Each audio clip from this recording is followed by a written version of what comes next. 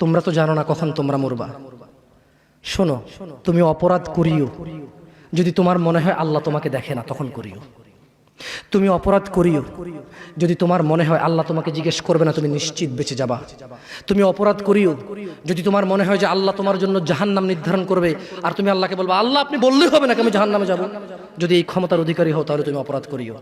তোমাকে বলি, মহিলা, মা, বোন, চাচা, চাচি, নামাজ ছাড়া মানুষ মুসলমান থাকে না।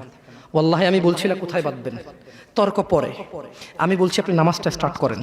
প্রাপ্তবয়স্ক কোনো ব্যক্তি, সে হোক নারী বা পুরুষ, যেই হোক না কেন, ইচ্ছা করে যে এক ওয়াক্ত নামাজ ছেড়ে দিল, সে কাফের হয়ে গেল।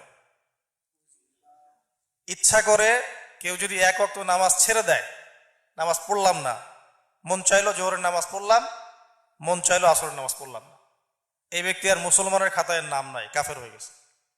কিছু করার নাই, এটাই সত্য। কিয়ামতের মাঠে যখন সবাই দাঁড়াবে, সর্বপ্রথম হিসাব নেওয়া হবে নামাজের। যার নামাজের হিসাব ঠিক থাকবে তার সব হিসাব ঠিক থাকবে।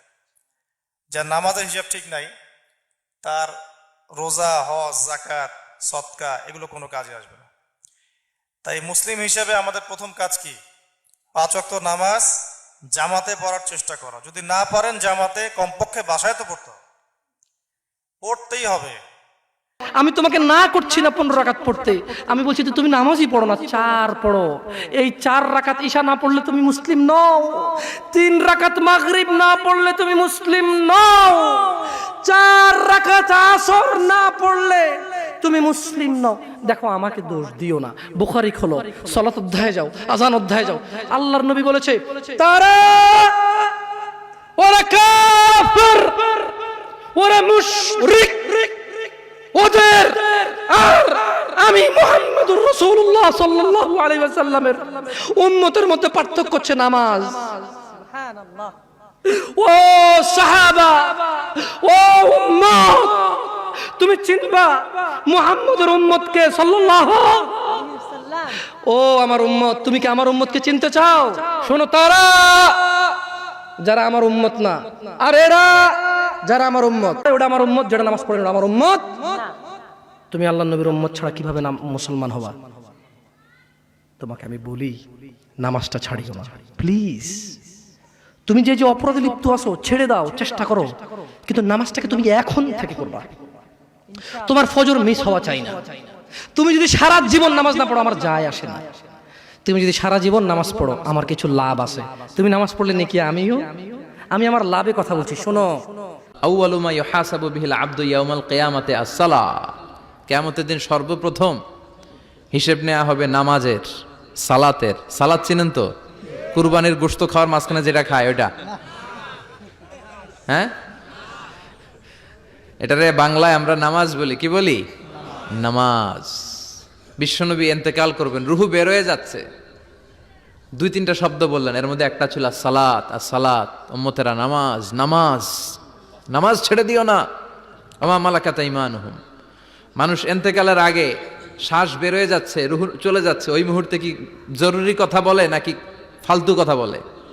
সবচেয়ে জরুরি কথাটাই তখন সে বলে যায়, ঠিক কিনা? কথা বলেন। বিষ্ণু বলেছিলেন নামাজ। এজন্য নামাজ, নামাজ, এই নামাজ যাতে মিস হয়ে না যায়। সব মিস হতে পারে, নামাজ মিস হতে পারে না। আল্লাহ তুমি বুঝার তৌফিক দান করো।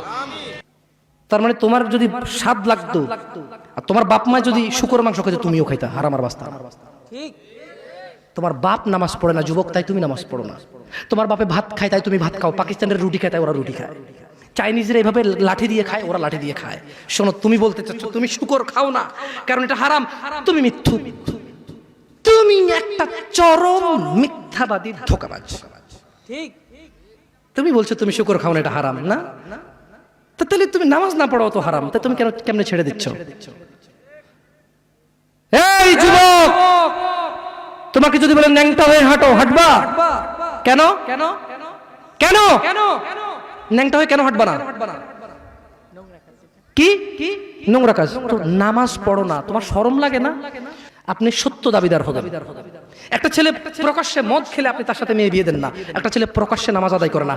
আল্লাহর কসম, এই পৃথিবীতে যত মদ আছে সবাই যদি একজনে খেয়ে ফেলে সে কাফের হবে না।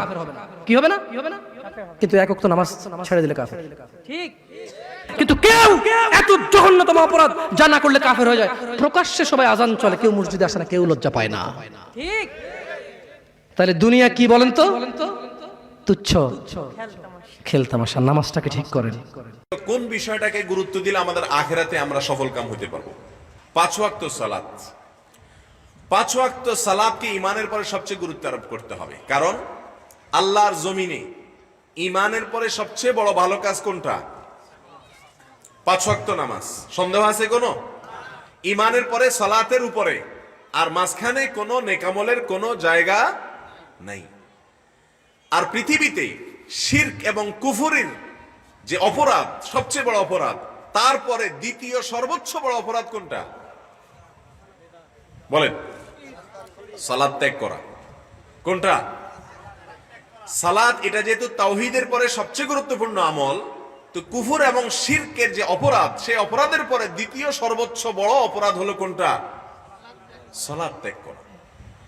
যদি কেউ সালাত ত্যাগ করে আর সালাত একেবারেই ত্যাগ করে, তাহলে তো তার ঈমান নিয়ে টানাটানি দেখা দিবে। সে মুসলমান কিনা এটা নিয়ে সন্দেহের সুযোগ তৈরি হবে, এবং অনেক ওলামাদের মধ্যে সে মুসলমানই থাকবে না, ইসলাম থেকে খারিজ হয়ে যাবে। কিয়ামতের ময়দানে আল্লাহ সুবহানাহু ওয়া তাআলা, সুনানে তিরমিজির হাদিসে আসছে যে আল্লাহ সুবহানাহু ওয়া তাআলা সর্বপ্রথম বান্দার যে হিসাবটা নেবেন সেটা হলো কিসের? নামাজের। নামাজের সবচেয়ে গুরুত্বপূর্ণ বিষয়ের হিসাব সবকিছুর আগে নেওয়া হয়। প্রথম সালাতের হিসাব হবে।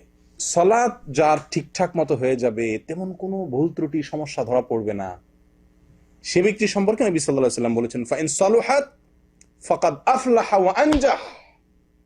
যার নামাজের হিসাব মোটামুটি ঠিকঠাক হয়ে গেছে, প্রথম পরীক্ষা পাশ করে গেছে, সে সফল হয়ে গেল, তার অন্যগুলাতে আর খুব বেশি ঠেকবে না, বাঁধবে না। আর ওয়া ইন ফাসাদাত ফাকাদ খাবা ওয়া খাসির। যদি নামাজের হিসাবে কেউ গড়বড় দেখা যায়, কম পড়ছে, ঠিক মতো পড়ে নাই, উল্টাপাল্টা দেখা যায়, এই পরীক্ষা যদি কেউ ফেল করে, তাহলে ফাকাদ খাবা ওয়া খাসির, তাহলে সে ধরা খেয়ে গেল, ব্যাস। কারণ এরপরে অন্য সবগুলাই কি হবে? কঠিন হবে। এজন্য নামাজ খুব গুরুত্বপূর্ণ একটি আমল, একটি ইবাদত, অপরিহার্য ইবাদত, যা কখনোই পরিহার করার সুযোগ নেই।